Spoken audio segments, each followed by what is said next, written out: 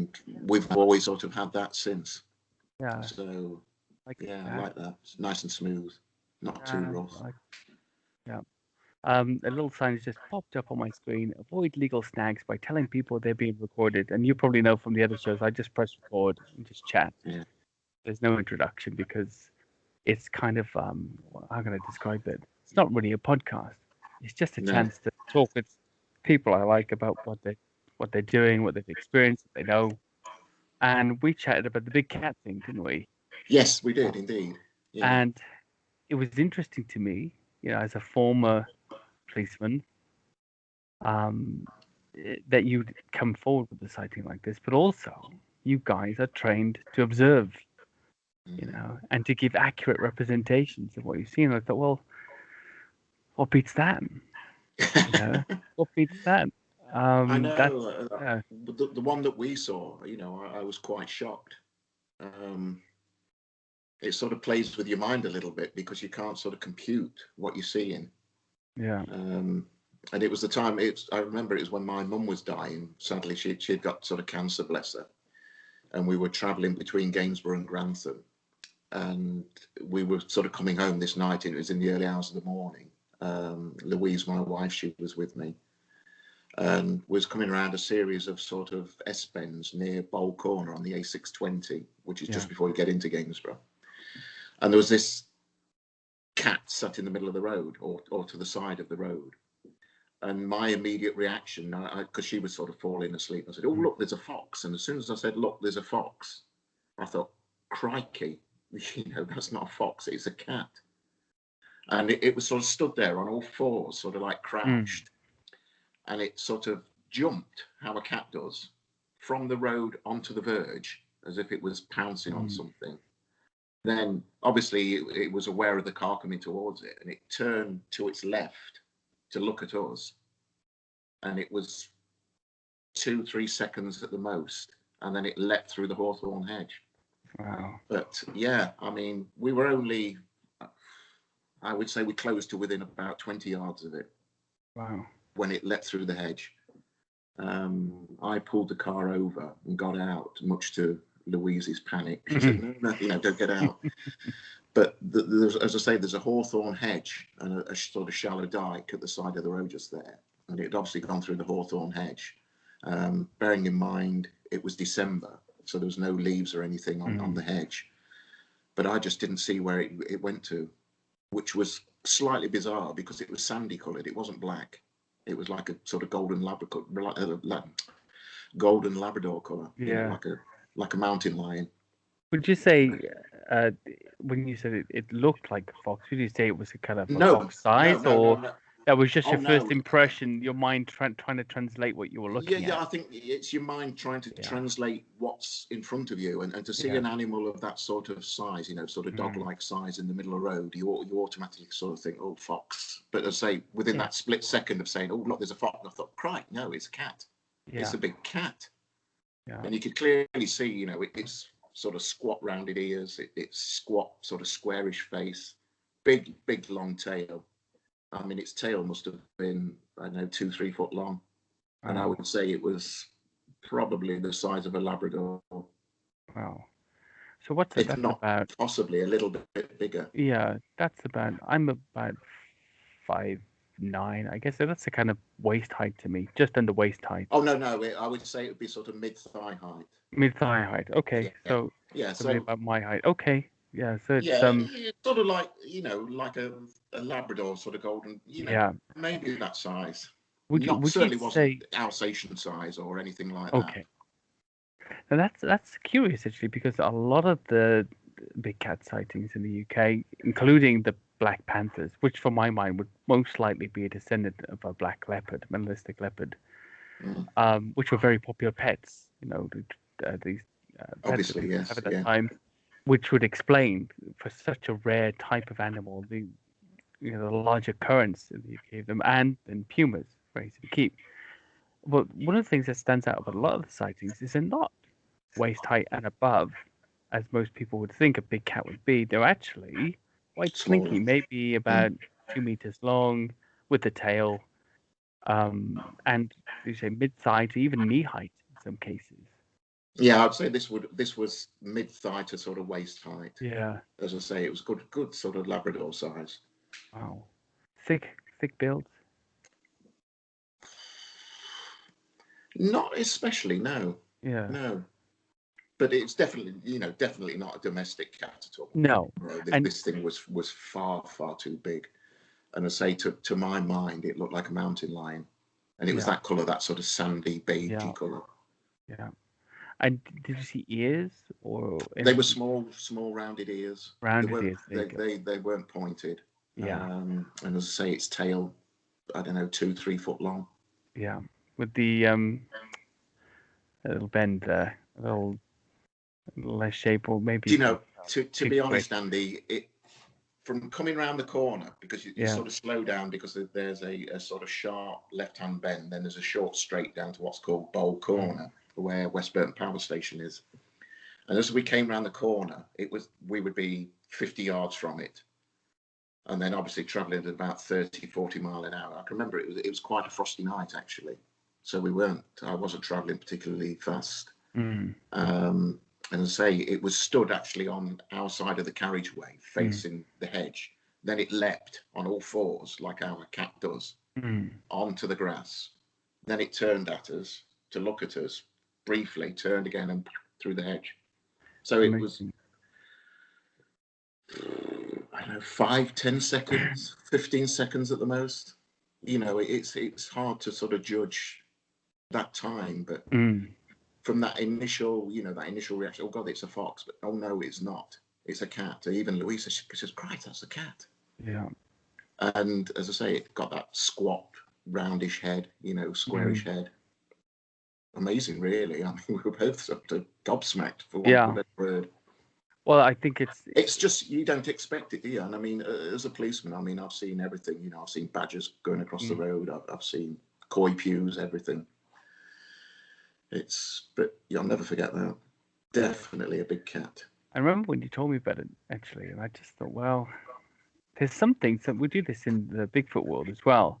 There's something about sightings. There's a pattern of regular sightings in which these other animals are seen. It's the same for big cats, and the pattern repeats itself in witness sightings, and that pattern often reassures me that the person has seen a big cat, and that's the pattern. It's the mistaken identity first, that running through the mental library of images to get it, and suddenly this realization, this metamorphosis of the shape and the size comes into view, and as soon as you've realized what you've seen, it's gone.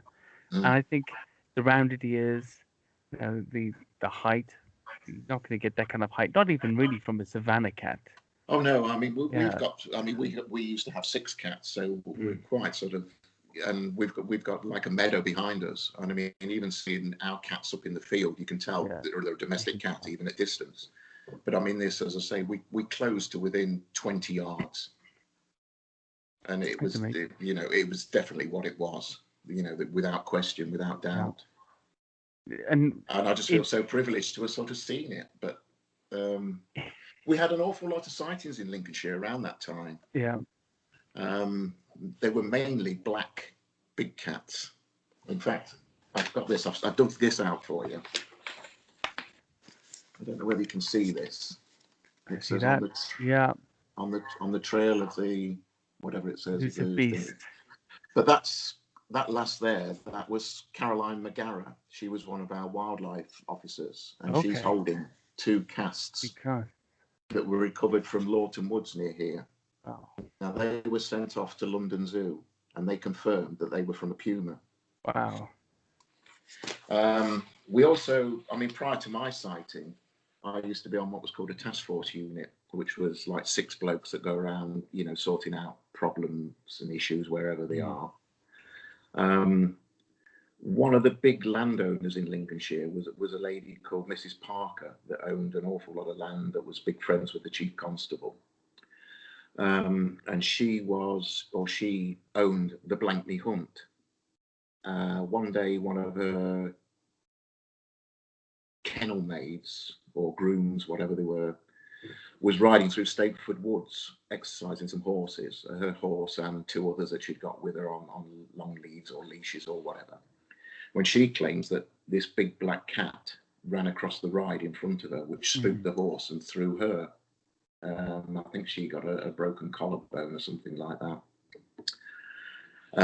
Mrs. Parker, she obviously phoned the Chief Constable's office wanting something done about it because she didn't feel that it was right. And as a bit of a PR exercise, my unit was sent down to Stapleton Woods. We searched the area that was pointed out to us and we found some prints. And again, we got one of the SOCO guys to come down, do some plaster casts. Again, they were sent off to London Zoo. And they came back and confirmed it was a puma, cougar, that sort of animal. Wow. So for me, for my mind, you know, I've seen the physical evidence that these animals have left behind. There is no doubt that they're out there in the countryside. I'd have to concur. And I don't think they're supernatural. Yeah. I don't think they're alien big cats. I think they are just big cats that's living in the countryside. I mean, the supernatural explanation, it's strange in a way because it's an animal we know that exists. There's a good enough reason for them to be here. The Dangerous Wild Animals Act of 1976, all the prohibitive, expensive requirements to keep these animals, to register them. People let them go. People admitted to letting them go. Zoos and wildlife parks have admitted posthumously to have lost a couple along the way. And these animals have wide ranges, very wide ranges. And I'm not, you know, it doesn't surprise me at all that they could survive very well, breed, and have plenty of food, not just a little food. Oh, crap, yeah. I mean, there's millions of pheasants, rabbits, everything. Grouse, partridge, whatever. Squirrels, sheep, the odd sheep. Yes, those, with that one that was recovered from Lawton Forest, I remember at the time there was an awful lot of sheep mutilations that farmers were reporting, you know, sort of savage carcasses. It's blamed on dogs normally, isn't it? Yes, yeah, they normally blame this on a stray dog. Which is, I think, you know, 9 times out of 10, that's correct. But yes, I mean, a dog, when a dog savages a sheep, it's normally just that. You know, it doesn't half eat it. But these were sort of half eaten. You know, the carcasses were well devoured. Yeah. So I don't know. It's, as I say, to my mind, they're out there, but I think they're definitely out there. What are your thoughts on the danger that it poses to the public? So it seems to me over the years, either sightings are becoming more frequent or more frequently reported. I'm not sure which one, but if you take, let's say it's been 45 this year. So it's been 45 years since that act was introduced. Animals probably of that nature live on average maybe 12, 20 years or something in captivity, but let's say 12 to 15 years. And we're looking at several generations moving out, having very wide territories. Let's say there was 10 to 12 individuals released when it first happened. Sightings are countrywide. What are your thoughts about the danger posed to the public? In the US, cougars are dangerous. In India, panthers are dangerous. Yeah. Why are they dangerous here to us? Why aren't we seeing attacks on people? Well, there have been 2 or 3 documented ones, haven't there? But not predatory attacks. Oh, no. I mean, I've sort of read accounts of people that have been sort of swiped and got claw marks on them and what have you, but I don't know. I can't answer that one. Could it be that there's just lots of food here? We're not a good prey source. I think possibly. I don't know. You know, depending on the animal, you know, contact with humans, it might be the sort of flight or fight, even sort of mentality in the animal's head. I don't know. It does seem strange, but I think because they're so far, if they are out there, and I think they are, because they're so far, you know, so widespread. I don't know, particularly in Lincolnshire, because ours is a big county, you know, and there's just fields everywhere. I mean, I think an animal would rather run away from you rather than confront you. I don't think, unless you cornered it or whatever. And I don't think there's any reports of anyone having sort of cornered an animal like that in Lincolnshire. Not to my knowledge either. The ones that you've talked about, I think there was a guy in Croydon the attacks, I mean, was pounced on whilst trying to save his cat in the garden by something that resembled a puma a few years back. There was the lad that was scratched on the face in Tintin back in the Mm. 90s, who was a school friend of one of my old friend's younger brothers, actually. Um, and the whole story was, he'd walked up to this thing and got hit in the face and scratched. I think it was in the mid 90s or something like that. Yeah, I seem to remember that one. Yeah, but the true story behind it, apparently, according to my brother's friend, who's a schoolmate of his, was that he saw it in a field, walked up to it and pulled its tail and got hit in the face. Yeah, well. Like an idiot, and was lucky to walk away with a big scratch. Having said that, though, we did have a lad in Gainsborough. He was killed by a lion. Oh, in a wildlife park. No, it was in sort of, I think it was about the 70s that a circus came to town. Oh, and he was taunting this. He'd somehow got into the backstage of the circus, and he was taunting this lion. And I don't think its pen or its cage was secure, and it got out and sort of mauled him to death. Oh God! It's a bit of I know it's an awful thing to say, but I mean, instant karma. Darwin Awards and the rest of it. Yes, it spring to mind. Yeah. But no, I was talking to my vet the other day because knowing I was sort of going to speak to you about it. I had to take my cat in for something, and I sort of asked them. I said, have you had any sort of animal mutilations on any of the farms? Because I know they deal with farm animals. Mm. And they said they had several up until about 2010, until that really bad winter, when we had sort of like permafrost across the whole of the country. And he says, we haven't had a lot since then. So whether that's called the numbers, I don't know. But the girl that lives across the road, she works at Bransby Horses Home, which is like a rescue centre for horses, and her parents live on the Lincolnshire edge, which is like a limestone cliff that runs through Lincolnshire in one of the villages. She says they constant sightings of big black cat around their village, so they're still out there. I just wonder if they're definitely there. I wonder if they move out from different territories now and again. If they just, some pumas in the US will migrate thousands of miles, hundreds of miles at least, to different parts. They're seeing them in the eastern part of the US again. Now, a friend of mine did a documentary on it called Lines of East. Alexander Pedikov, the guy's name is. Good documentary maker. And yeah, they're starting to see them there again. Now, of course, they're in the US, but they're not in those states. Sure enough, over time, they've just made their way back in. With a country like Britain, I just think the food sources are there. There's so much untouched countryside. We don't think about that. We all inhabiting the big towns and the cities. We've got a small rural population. And you know what it's like out there at night. You can move around with total anonymity. Nobody would see a big cat walking around in the fields at night. That's it. I mean, Lincolnshire is that vast, and I mean, we are a rural county. I mean, you don't. I mean, like our town, you don't have to go far. Within half a mile, you're in the countryside. What population, I wonder?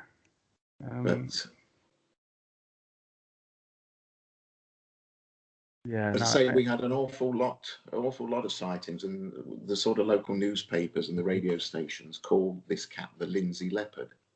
Okay. And it was, I think, on one, there were sightings all over, and the headlines were the Lindsey leopard is seen again, the Lindsey leopard was seen here, the Lindsey leopard was seen there, and I thought, there's obviously more than one of these animals.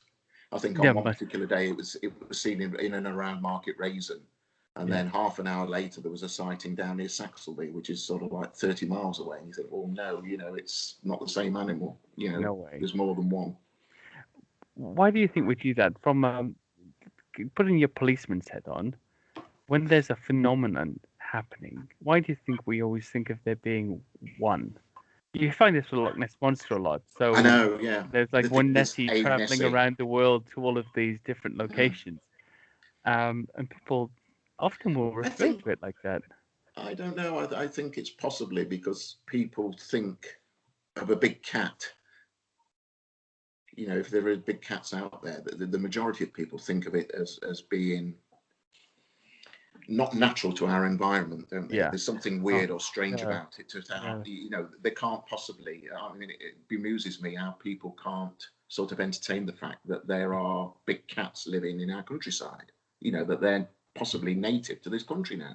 Yeah, like grey squirrels or Yeah, I Canada mean, geese. it's They're on their way. people just assume that they are alien big cats, for one way or another, whether it's escape from captivity or whatever. And I think it's this mentality that they think there can only be one. They don't think there can be a population out there. Mm. And I think when newspapers, I mean, you know what the media's like. They pick up on something, they give it a stupid name like the Lindsey leopard, and it's the Lindsey leopard seen again, the Lindsey leopard seen here, the Lindsey leopard seen there, and it's just nonsense, really, isn't it? I think so. And I mean, going back to the sort of sightings of them, I mean, prior to sort of before I retired, I was working on a rural car, and my actual beat, the area of my beat, was 160 square miles. Okay. And on Didn't walk it then? No. And on that, on my area, I had 36 badger sets. And from time to time, because of sort of badger baiting and whatever, we had to sort of patrol the areas where they were in. If we got intelligence that was a risk, to people sort of interfering with the sets. And in sort of 8 years on that area, I think I only saw, apart from visiting the sets and seeing them in and around the sets, I only ever saw one badger walking along the road, apart from, dead ones that had been hit by cars. Yeah. And if you think 38 badger sets with something like 12, 14, 15 animals per set, and some of these were quite close to roads. I mean, what's the population? That's an awful lot of badgers. And to only ever see one, and that was sort of like 2 o'clock in the morning on a back road in the middle of nowhere. I've said this to people a bunch of times. So the possibility that, I don't know, a dozen or so big cats are living out there. It's for me, looking at the urban population of the UK, the urban sprawl, which is a tiny amount of the country, and having been out there in the woods at night, in the daytime, all over the place in the country, I comment on this all the time. I've never seen a badger. Have you not? Never, ever once seen a badger. And it surprises me. Now, I've come across that musty smell sometimes and wondered, but I've never once seen one. And I hear they're a little bit unfriendly anyway. It's quite weird because we live in a town. And as I say, at the back, I don't know whether you can see my sort of French windows at the back. There's like a meadow there. It's part of the green belt, and then you're more or less into the countryside. There's not a lot of houses. I mean, I was sat in here one morning eating my breakfast, and I looked just to this window, and I thought, "What the hell's that?" There's a deer stood looking at me. Yeah. And you think, "Right, it's an alien deer." An alien deer. Plenty of those about. Goodness. Yeah. Well, I did. Look, it's for me. For a long time, I was really interested in this phenomena because I had an experience, which I talk about in all the podcasts. I was in Crimach, near the Preseli Mountains in West Wales, staying with an ex-girlfriend's family. And she was an ex at the time. And her mum's friends were up for Christmas. Sure enough, one of them had gone out to the porch at 5 a.m. On the veranda to have a smoke. 5 a.m. in the morning, no smoking in the house. Lady up from London, she lit this cigarette, 5, 6 feet away, whatever it was, 10 feet away. There's a black panther, just staring at her. She's frozen, looks at her for like 10 seconds, turns and just walks away. And the next day, I'm like, wow, this is 1999. We go looking for it. We're looking everywhere. Her sister, her younger sister, admits that she's seen one whilst horse riding over the mountain, chasing sheep around in one of the local farms. And I was like, that's insane at that point. I never really grasped it. That's insane. And I've had this interest going out looking for them. But more and more, as I found out more about big cats over the years, I've actually become more concerned by it. Because to me now, it seems like it must be a subject for concern. Either they are multiplying and migrating, especially in a year like last year where there's not many people about, walking about the place, there's more open space, and less interference from man. There's got to be an incident sooner or later, with a child or anybody, an older person. There has to be something that's going to go on, because the more of them there are, and the less aware of it we are, the more vulnerable the situation becomes, especially if one of them is injured or something that's having trouble feeding. That Well, yeah. happens all the time in the wild. Why wouldn't it happen here? So, Well, does it? I mean, you take, for example, how many people in the UK disappear without trace every year. yeah, that's I true. mean, where do all that? I mean, that always bamboozles me. I don't know what the exact figures are at the moment, but A lot. it's something like, is it 50,000 people a year? Something like Crazy, that. Crazy figures, isn't it? crazy figures. That disappear without a trace. Would you say most of that is under dodgy circumstances, so Well, yeah. crime I and mean, runaways and if you said, say for instance, say on an average year you get 40,000 people disappear. I mean, if you had say 20,000 went abroad, yeah, 10,000 could change the names, but that still leaves 10,000. That's an awful lot of people to disappear every year. mm, I don't think they're being eaten by big cats. Personally, that's a high No, number. it's Ones and Bigfoot. twos, you'd have to, yeah, they're being kidnapped by big feet. Bigfoot. But this is the other thing. The, the the joyous thing from a cryptozoology point of view about big cats is there's no argument. You don't have to argue for existence, only for existence here in this country. For me, there's a straight line of argument. Dangerous Wild Animals Act 1976. People Yeah, let them go. Now we're seeing them. yeah. It seems obvious to me, and it's a strange thing to argue. When we had this conversation all the time about should we or shouldn't we introduce links, it's like you've missed the boat. The boat sailed. Yeah, they're there. Why not Yeah, just add them to the mix? yeah, yeah. Why I mean, there not? was that with wild boars when they reintroduced that into Yes, the New look at Forest, that. wasn't there? Yeah, There was a fear that they was going to disembowel people and whatever else, mm, but it hasn't happened, has it it? hasn't happened. I mean, I think people have had a few But to interactions. me, as I say, that Mm, when you've that, got definitive proof that that track was made by a big cat, that's not somebody going around with a wooden cast and when making is these that? imprints. What's the date? That, oh gosh, hang on, I'm going to have to get my glasses. Yeah. This was in the Lincolnshire Echo in 2001. And when was your sighting? That was 2005, the year Oh, my mum died. it's actually not so long ago. Although the animal that you saw could possibly be dead by now. Oh God, yeah, that's 15 years ago. No, Yeah. yeah, 15 years ago, isn't it? And if it was a mature cat, then I Mhm. would think yeah.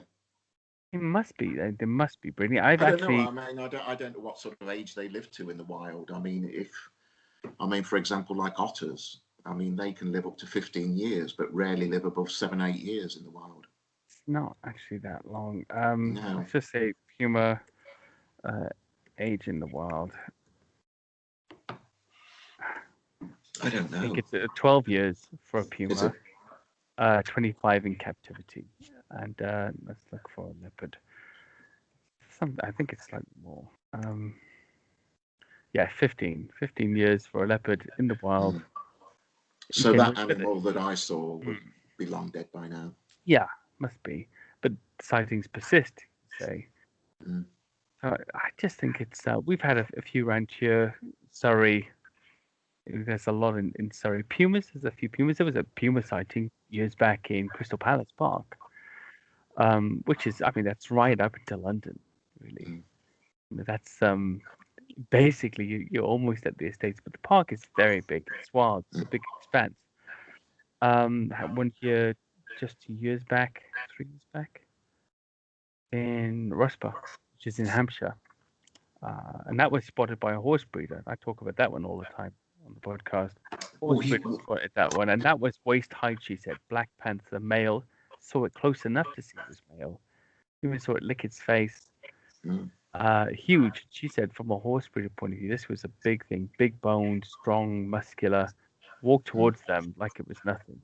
Not even Yeah. slightly concerned. No, say the one we saw, I didn't perceive it to be that big. I would say, Labrador size at the biggest. It's a few. Yeah, I mean, I don't know. Yeah. But we had another sighting in Gainsborough. I was working, it was when I was on light duties just before I retired, and in the uphills area, because sort of, like I say, the Lincolnshire edge sort of runs all through Lincolnshire, and it's sort of half cuts through Gainsborough because we're sort of like in the Trent Valley.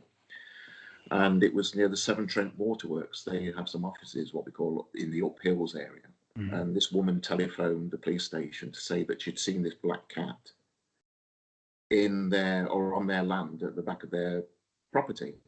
And she was a little bit concerned because there was a children's nursery next door. And the thing was, she'd seen this cat walk along this fence line, and it was a 2-bar fence. And she'd actually gone out and measured the first bar up, and it was 24, was it 24 or 26 inches off the ground. And she says the cat's back was above the first bar of this fence. Wow. So she says, no way was this a domestic cat, with its height. Anyway, I seem to remember that I put it on our local briefing board, which goes out to the press. And I subsequently got a bollocking off the inspector.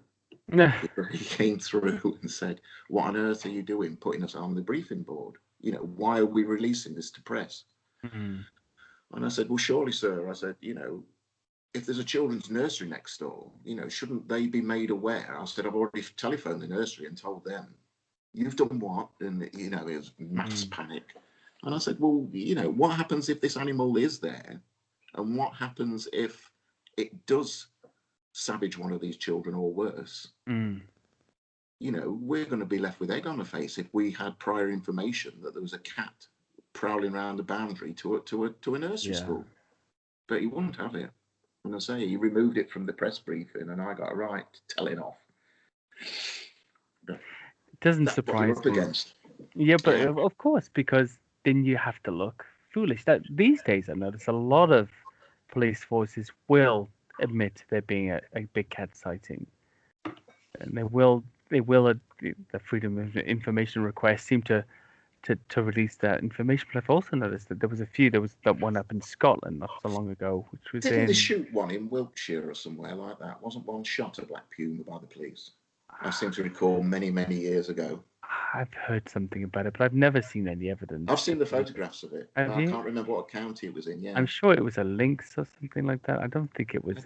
I'm not sure. I seem to think it was a black puma. I mean, well, there's no black pumas because they don't exist, but a leopard for sure. Or black leopard, whatever. Yeah.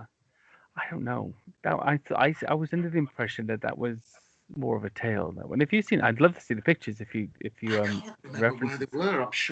I'm sure I've seen 2 pictures of 2 police officers stood with the carcass of this cat in the middle of the road. I seem to remember a lynx a few years back, and maybe also a puma.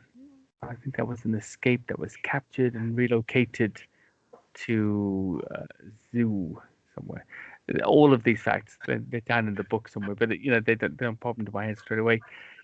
For me, I think it's not good for them to admit that they could be a problem like this, because essentially, at some point, questions are going to be asked. One, why aren't you keeping us safe by keeping on top of this problem? Because there's a huge big cat problem in the country. 2, how did this happen? And I think it'll go back to that 1976 law and say, why wasn't support given to these owners to say, look, if you can't keep them, if you can't afford this, then we'll facilitate that in some way. But it wasn't as bad as all that, was it? I think a lot of people sort of panicked, didn't they? Because they thought they were going to have this enormous insurance bills, to keep these animals. And I don't think enclosure. Yeah. The enclosure has to be ventilated, has plenty of space for the animal to run around. It has to be of a certain dimension as well, I think. So I think that's the expensive part. And to a certain extent, I mean, a lot of these animals at the time, they were like pets, weren't they? So they were more domesticated than wild animals. And I think possibly a lot of those that would have been released wouldn't have survived that long. Possible. But I don't know. But I don't know. I don't know what the argument is, Andy, because I say, I've seen the physical evidence that left behind, and I've actually seen one myself. There's no denying what I saw that night or that morning. To me, they're out there. Yeah, they're definitely out there. Yeah, I'm just trying to find the detail. Here it is. The detail of there were 2 stipulations in the Dangerous Wild Animals Act about how they should be kept, which I thought was very prohibitive. Here we go. Okay. Come on. My internet is like slugging away tonight. It's this lockdown stuff. Everybody's just using up the bandwidth. Okay, so look at this. Okay, so in Section 3C and F of the Act, the requirement reads, any animal concerned will at all times, if it's being kept only under the authority of the license, be held in accommodation which secures that the animal will not escape, which is suitable as regards construction, size, temperature, lighting, ventilation, drainage, and cleanliness, which is suitable for the number of animals proposed to be held in the accommodation. And while any animal concerned is at the premises where it will normally be held, its accommodation is such that it can take adequate exercise. So that's within the enclosure, I'm sure. And that's got to be something huge, a huge space. I'd be interested in talking to some of the zoos and see what the stipulations are for them within the zoo, how big their enclosures have to be. But if you've just had something on a leash, in your farmyard, on a chain for the last 5 years, and then suddenly you've got to build this whole. Well, they were sitting on sofas in living rooms, weren't they? Yeah, going for walks on Carnaby Street. Yeah.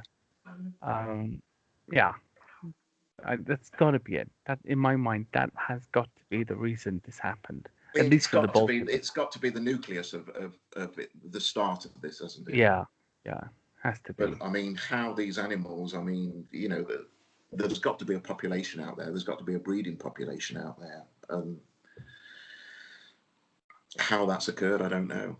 Yeah, somehow. I mean, if somebody in Surrey releases a puma or a cougar, and somebody in Kent, these two animals have got to get together somewhere. And they have, and that's a very good point, actually.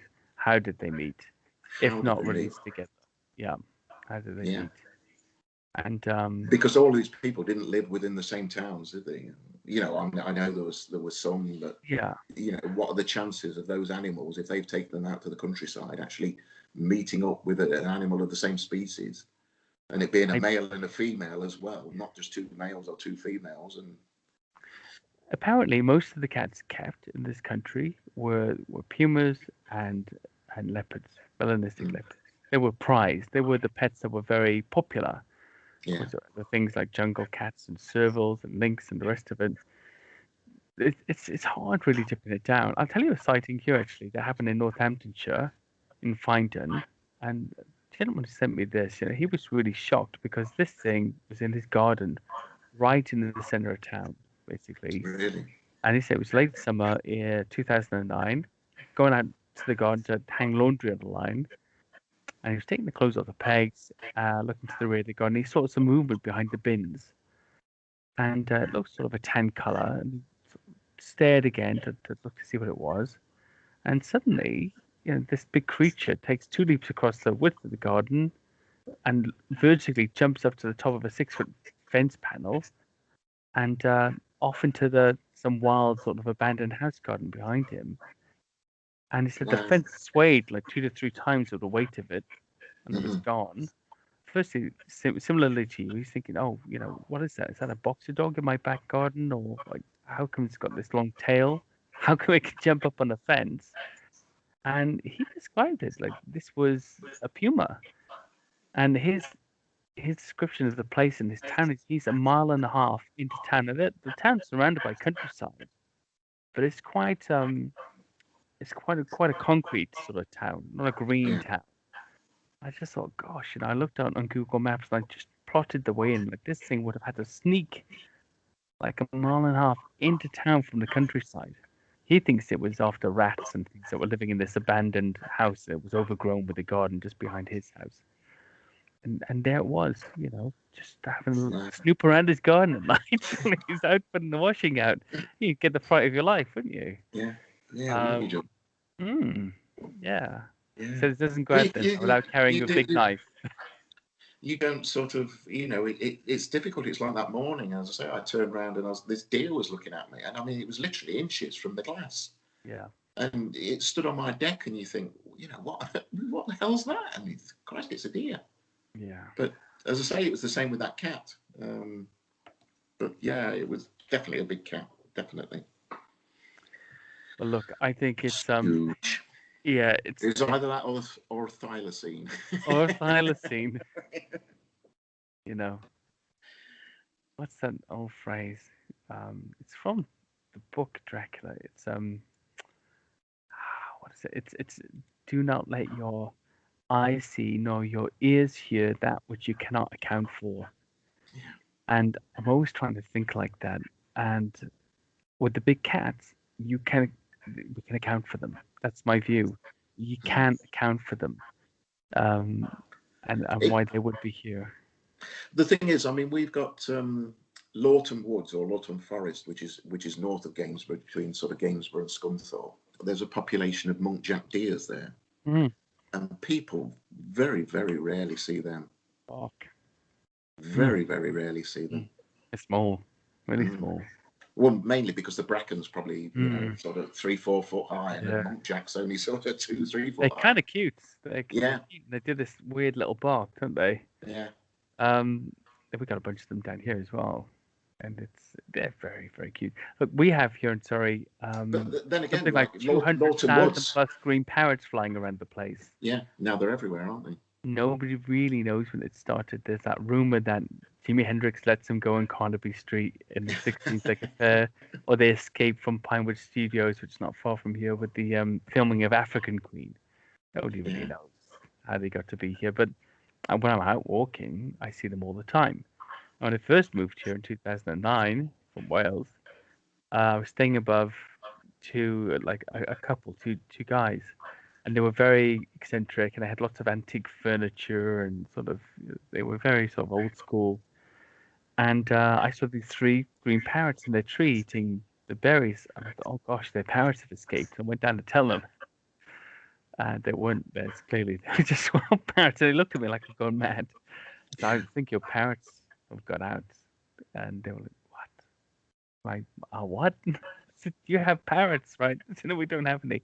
And so they explained to me these ring rose parakeets. But like go in the 60s or 70s, nobody knows how. And now Surrey has a couple 100,000. And you just see them everywhere. Well, it's like we had across the river in Nottinghamshire, there was a mink farm. Many years ago, these sort of animal rights people decided to sort of raid it one night and release all the mink into the wild. And we're inundated with mink around here. And they're sort of established themselves now. Decimate the countryside. Yeah. I mean, they really do. The water bowls and everything. I mean, the nightmare. It's amazing that came from an animal rights action that destroyed all the local wildlife to try to save one form of wildlife that wasn't local. It's odd how these things turn out sometimes. Yeah. You know? But it's odd what you see in places, because I mean, I originally come from Grantham, and one night in the summer many years ago, I took my wife for a drive round Beaver Castle in the Vale of Beaver, where I used to ride motorbikes as a youth and whatever, and I was showing them all these sort of places we went. And there's a road that goes down into Woolsthorpe by Beaver, and as we sort of drove down this, quite slowly down this like ravine, this treed ravine, and I had a soft-top Mazda sports car at the time. We were lovely summer's evening, so we're just crawling literally down this hill when there was this flapping up in the trees. And this bird, this really big bird, just fell next to the car, and it was an eagle. An eagle. No word of a lie. I mean, it stood next to the car. I mean, literally 2 meters from us, and it was, I don't know, 2-3 foot high. Like a golden eagle. A golden eagle. Yeah. Whitehead or a sea eagle, whatever. Whitehead. Yeah. And it took off and it flew across the back of the car before I had a chance to get my phone out or anything. And I would say its wingspan was a good 8-9 foot.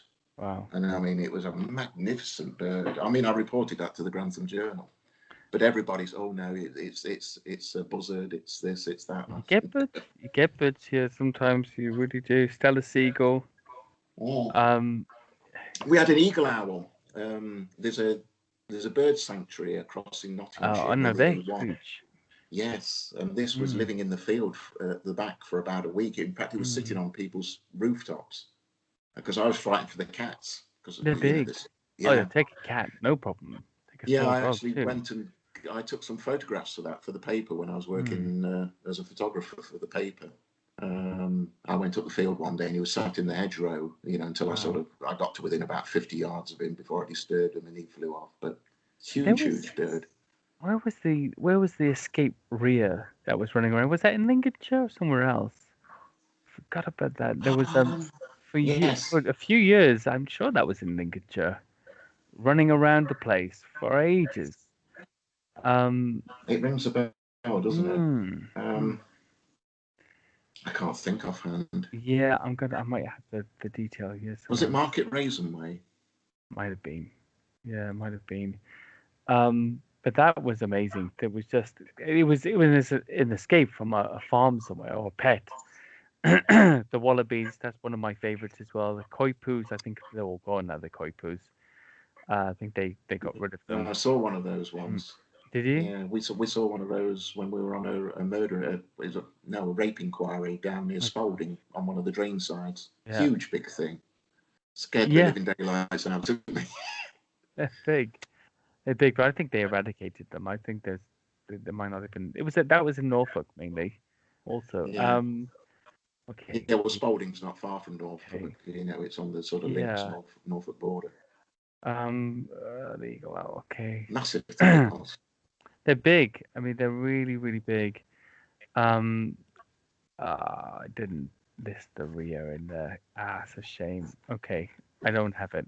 I think it was around there. The wallabies are my favorites, though. And we've got wallabies living in our country that established. That In just makes me Derbyshire, happy. yeah. Makes me happy. They're nice creatures. They're easy on the eye. They're not mean as shit like kangaroos. You know, horrible, horrible things, kangaroos. But wallabies are just cute little cuddly things. They get on with the other wildlife. They don't decimate the countryside. They're good guests. You know, Yes, they're really good yeah. guests. It's a strange thing when you think of all the invasive species. So I actually saw a mitten crab in the stream. We live near the Thames, just Oh, around we the get corner that. of the house. Yeah, they're in the Trent. Mm, Loads of them. exactly. Yeah, Lots and lots tons and of them. tons. See them Yeah, shedding in the summer. yeah. Sort of American crayfish as well. I mean, they're such Mm, an invasive species. They're in all our waterways now, and yeah, we're not they getting rid are of. around here anyway. All the rivers and streams. You're not getting rid of them. The one that maybe I sort of had a tie into actually was the African clawed toad, the Xenopus toad, which is sub-Saharan African, and they're a toad that lives completely underwater for their whole lives. And there's apparently populations in Kent, Isle of Wight, South Wales. Now, for me, growing up in South Wales when I was a child, I actually had them as pets. To think that they were in some of the Really? nearby streams and rivers was Uh, really cool. To think that they might have been out there as well. And clearly, like the terrapins and the snapping turtles and everything else, just being dumped. mm. Let go and tasked to live in the British countryside, which isn't as harsh an environment as people think. No, no. No, I mean, we've got a lot of terrapins in the little ponds around here. You go for a walk, you see them sort of all over. I mean, I really like but them. they survive. So Really do. They're yeah, good. They're really good. You've yeah. had a few other strange experiences as well, haven't you? You were telling me about. No, you sent me a documentary. To my shame, with my sort of non-stop uh, work life at the moment, I just haven't been able to see anything. I've wanted to watch it, but just tell us a little bit about that. Um, that was really strange. I just can't explain what that was at all. With my unit, again, it's whilst I was working on the task force unit. We'd been doing some covert ops down at Swinderby, one of the villages on the Links and Dots border. And we were returning back to Gainsborough. We deposited our plainclothes cars, as we called them. It's sort of like scruffy old vans and things. Back to headquarters, and we were travelling back to Gainsborough along a road called Tilbridge Lane, which is an old Roman road, and it was about 2 in the morning.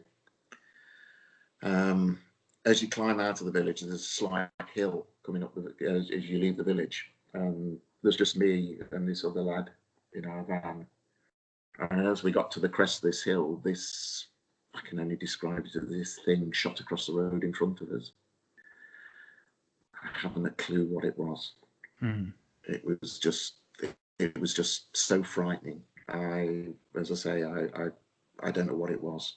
It was about 2 meters long, about 18 inches deep, and about 18 inches off the ground. The width of the carriageway, quite opaque, and it went from right to left in front of us, from across a gateway through another gateway. And it was a clear, still, frosty winter's night or morning. As I say, it was about 2 in the morning, and whatever this lozenge-shaped thing was just shot across the road in front of us. I remember you telling me in a message that it gave you a real sense of fear. Yes, yeah. I mean, we were petrified. I mean, we really were. I wanted to stop because we had all this night vision gear in the back of our van. But the lad that was driving, he said, no. He says, no way am I stopping. And to this day, I don't know what it was. It wasn't an animal. Again, we were in, I don't know, 40, 30 yards of it as it crossed the road in front of us. You know, we weren't mistaken as to what it was, but we just didn't know what it was. I can't remember explain it, and it was so freaky, really, really freaky. Did it feel alive somehow? Or did it feel like it was just an object of such unusual locomotion and visage that you were unnerved by its very presence because of what you saw? Because some people, when they see something that they said, even when it's not organic looking, you know, what is it? I felt like the thing had a presence, had a living presence. Did you feel something like that? It was definitely under its own locomotion. It wasn't, as I say, it wasn't being blown across the road. It wasn't a piece of polythene. It wasn't anything like that. And it was this distinct lozenge shape, but it was opaque. You couldn't see through it, but it had fuzzy edges, if you know what I mean. Its edges weren't defined. It was, I don't know, it was just so scary and so freaky. And I think that's because your mind can't compute what you're actually seeing. You know, as I say, I've seen everything stood by the roadside. I've seen deer, I've seen coypus, I've seen badgers, foxes, sheep. I've seen a carpet of rats crossing the road. You know, I've seen every animal imaginable, you know, being a sort of rural county. Yeah. And this wasn't an animal. It wasn't a sheet of polythene. It wasn't low-lying mist. It wasn't fog. There was no wind that night. It was a perfectly still, frosty night. And you had a witness. You weren't alone. Yes. Yeah.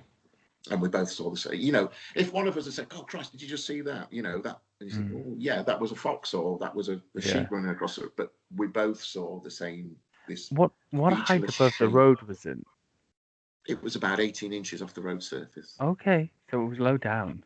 It was low down. And they went through the gates, so the gates were open, or went through the gaps in the gates? Yes, I think there's sort of like derelict open gates. Oh yeah. Hawthorn hedges either side of them. But not a kind of movement like a straight across. Straight across, yeah. Yeah. Fast? Or just a kind of, you know. No, faster than that. Yeah. Okay. Yeah. Look at me. Not like so that. Scientific. Right. Was it like this or like that? No, it was like that. But that's how we do things in crypto. That's a level of science I'm about up to. It's no. Yeah. I mean, I can't put a speed on it or whatever. No. It crossed the road quickly in front of us, but yeah. Had that been an animal, had that been a deer running across the road, you would have got you'd have said, "Christ, look at that deer." You know, had it been a sheep or a swan flying across the road, I mean, I've even seen geese flying across the road at low level at night. And you think, God, look at them geese. But this was just, I don't know what it was. I really can't. I have no idea. Some sort of. Yeah, but this was 1988. No, I'm thinking something more experimental, you know. You mean probably military or something like that? Do you have a base around? Yeah, there's RAF Scampton, which is an RAF base. Okay. There's RAF Waddington. Yeah. That's one of my first point of call with. I don't think it wasn't big. I don't think it was big enough to be sort of military or anything like that. I mean, I don't know whether you believe in extraterrestrial. I know enough people that say they've seen them. I mean, it's not my. I mean, I've seen some odd things. I've seen some odd things at night, and I mean, again, when we were on task force, we used to do a lot of sort of work in conjunction with the RAF. I recall we had a lot of problems with nuclear protesters when the Americans were doing a sort of a casualty evac exercise out of Waddo. They had all their big transport planes in, and we were dotted around. And we went down to RAF Coningsby, and we got talking. We were chatting. We was having a cup of tea with some of the lads in the guard room one night, and there was a couple of pilots came in, and we got talking about various things. And they were saying, "You wouldn't believe some of the things that we're sent up to intercept." Really? And I think they had Phantoms at the time. It was before they went on to Tornadoes. Okay. And he says, we're vectored in onto these radar sort of targets. And he says, we just can't touch them. And, you know, this is from the horse's mouth. Yeah. He says, and what is it is, you know, in he the says, 80s. whether it, yeah, this would sort of be mid-80s. Oh, yeah. I mean, he says there's some crazy, I won't repeat what he called it, but yeah. And you But think it's to not a family yourself, show. well, you know, you've got a squadron leader that stood in front of you, telling you that they're sent up to intercept things, you know, over the North Sea, that they don't know what they are. Yeah, I've heard lots of stories like that. Did you hear that that recent head of the Israeli space agency come out and say that UFOs and aliens are real, and governments know about them, but they're just not ready to reveal it yet? Now, that's a kind of crazy statement for anybody, but the ex-head of the space agency of a country, that's a pretty significant statement. Well, didn't the Belgian government, didn't they admit that there were extraterrestrials after they had a spate, didn't they? They did. Well, it's strange the way these things come out, because it kind of comes out in the press and it disappears, and then there's another article that kind of presents it in a different way, like all of these things. And you're left thinking, are they just admitting that they've tracked objects they don't know what they are? That's fair enough. Anybody can say that without really saying anything special. But it was strange. Like my wife's from there, so I know, even bearing in mind the way her country is made up, and the professions of those people in that level of the government, it's an incredibly extreme and unusual statement for anybody to make. And I don't believe in UFOs or I don't know. aliens or anything. I might just think something different about the phenomena. But I've got friends who, my view, looking at stuff like Bigfoot sightings, is that, you know, one man's Bigfoot is another man's alien sighting or whatever else, and one's as strange as the other, or a ghost thing. And to somebody on the outside of that, we're all a bit crazy, you know. Only I might say, well, I think Bigfoot's real, but aliens, woo, you know, it's crazy. I'm talking to a girl at the minute that I'm hoping to sort of do an interview with. She saw something similar to that out near a little village called Halsham in East Yorkshire. Yeah. I was talking to her today, actually, because I said, you know, can you describe, because obviously I can't get to sort of speak to her at the moment because of COVID. And I said, you know, can you tell me what this thing was like? And she said, it ran towards their car along this road on all fours. But she says, then it got up onto two legs and sort of ran towards them. And she says, all I can remember, she was absolutely petrified. She said it had what she describes as a human face. And then it got back down onto all fours, and she described that it ran off like a gorilla does, sideways into like the woodland at the side of the road. Are you talking to her, the witness? Are you? Yeah. I'm aware of that sighting. She is a vet or a vet's assistant or something. No, like she works with horses. She works for horses. Okay. Yes, yeah. So that's the East Riding village of Halsham, isn't it? Yes, it is. Yeah. That's a very interesting sighting, because I had that under a sort of a dogman sighting, but really, it's not really what she describes. She describes a hairy creature with a human-like face that runs on all fours, and that's another classic sign of a Bigfoot sighting. Not a lot of people know. Yeah. Hey, once you've finished talking to her, if she wants to chat to me sometime, I would love to speak to her, because I think there's a lot to of get people in trying touch to get directly. Bless her. Tell her I'll be very, very kind. Paul Sinclair, I think he wants to try and sort of include her in one of his books. She's going to have a full diary. Anyway. But she says when she saw it, she spoke to one of her friends, and apparently one of her friends leaked it to somebody at the Hull Daily Mail. And You're this very guy said he lucky. would do the, and I think he sort of abused the trust and everything, and That's kind of how splashed it all in the papers and everything. And she says, I feel more embarrassed about what I saw than most anything. people do. I have a terrible, terrible time getting witnesses to talk to me about stuff like that. So what I do in almost every single circumstance, every single issue with this is with big game issue in the witnesses, I'll give them the choice. With Bigfoot witnesses, with any other type of witness situation, I tell them, look, I'm going to automatically anonymize your sighting so nobody can connect it to you or knows it's you unless you tell me otherwise. Your name won't be put next to it. Not even like something that's similar to your name. You'll be the man or the girl or that guy, and that helps them share it a bit more because I get a lot of Can I just show strange. you this? I mean, it's. Hang on.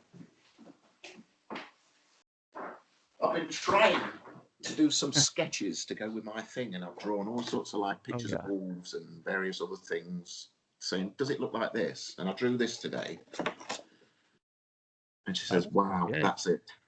She said that's it. She did. Well, that's not a dogman sighting. No, That's for sure. no, she said it had a human face.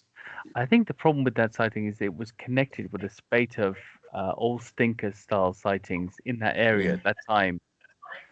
So there was the old stinker sighting in Barmston Drain, Barmston Drain, yes. yeah, and a few others that occurred around that same time, and I think it just got lumped into them. Yeah. But I've looked back at it, the place I put it in the book a few times.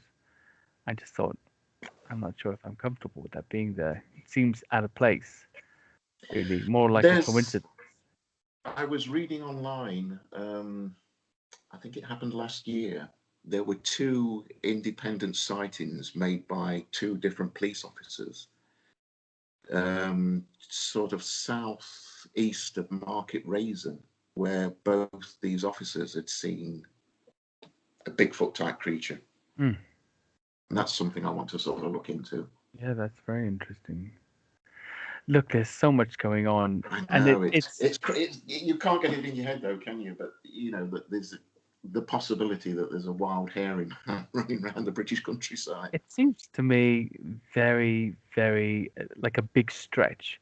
And if it wasn't for the fact really that I'd say at least three of the witnesses I've directly talked to, I've got no doubt at all about the fact that they believe their story. And then that's where you come to, isn't it? You know that Yeah. sometimes that in an unbelievable circumstance, the best you can come away with is that you know they're telling the truth about what they believe. And I mean, it's crazy. I mean, it was like my sighting, you know. I mean, it was many, many years before, you know, other than sort of close colleagues at work, that I actually spoke to anybody about it. yeah, of You know, course. because as I say, as a serving police officer, you know, to tell somebody that you've seen this Yeah. lozenge-shaped object fly across the road in front of you, you think, Christ, are you mad? Yeah, You know. exactly. Are you But the thing mad? with mine was, I mean, going back to sort of, you know, the suggestion it may be extraterrestrial. I learned several years after my sighting that two other officers from Gainsborough, when we used to have a traffic division there, had seen a similar thing on the same stretch of road about 8 or 9 years before my sighting. I then found out through one of the village policemen that a farmer in that area had also seen something which he described as a similar thing going across the road. So I don't know. I don't know where that leaves it. You know, there's multiple sightings of this thing I've seen by multiple witnesses at the same time. Do you know if there's any recent sightings? Not that I'm aware of. Yeah, that'd be strange to see around. No, I haven't heard anything and I haven't seen anything. And Yeah. say I've been retired. I retired in 2000. Oh gosh. Yeah, I don't look that old, do I? Most of the lads I've worked with have sort of retired.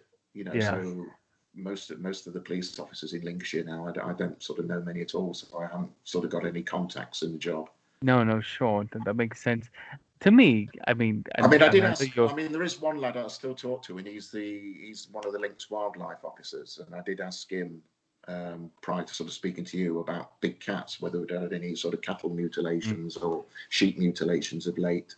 And he still hasn't got back to me, so I can't answer that one. I'm sure things will come up, but I mean, if you've got a healthy enough supply of deer and rabbit, I'm sure sheep aren't really high on the menu, to be honest with you. I don't think that they're, Andy, but what I'd like to say really is that it's been really interesting, especially with let's call it the lozenger UFO. The Lindsey lozenger. Yeah, the Lindsey lozenger. Yeah, because these things happen all the time, and people don't really know where to turn. Even when you've got experience like you of dealing with people, I just don't know what it was. Expressing very sensitive things to you as a witness, and you must relate to them sometimes. Like, oh, it's going to be hard for this person to come out and talk about this. And then you find yourself in that same situation. How do you tell people, especially when you're in a profession where reputation is critical? How do you confess these things?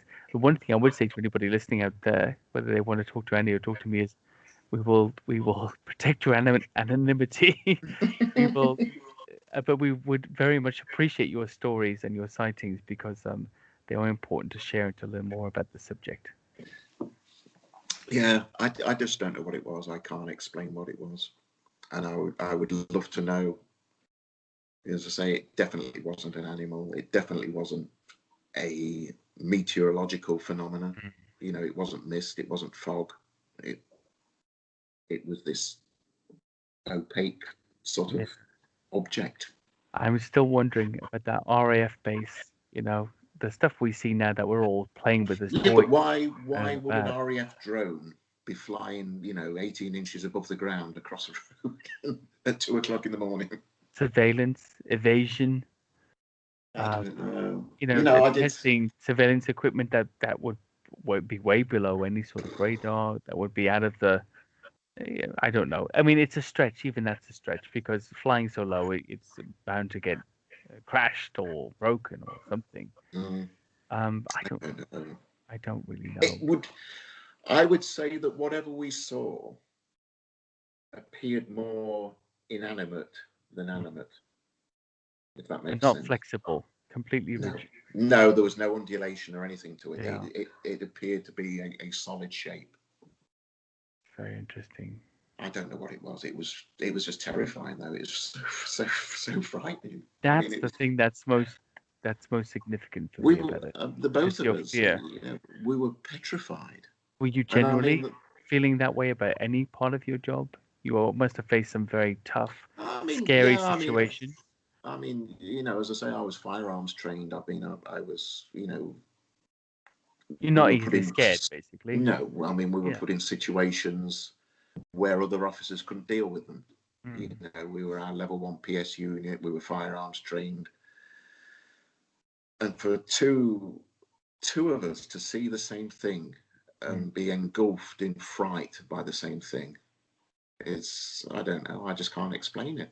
It's something that I'll take to my grave with me. I mean, I'll never know what I would love to know what it was, but I doubt I shall ever know what it was. Don't think we will. But again, Andy, that to me is important. 2 firearms trained, serious incident officers see something flash past them on a lonely road and both feel terrified, and that's an unusual. That itself is more unusual than what you saw. If you think about it, not knowing what it was you saw. But I know the other guy that saw it a few years before me, because I asked him about it, and he said the same thing. They were both sort of terrified, really, really frightened by what they'd seen. So interesting. So that's four police officers that have seen it. I think I don't know.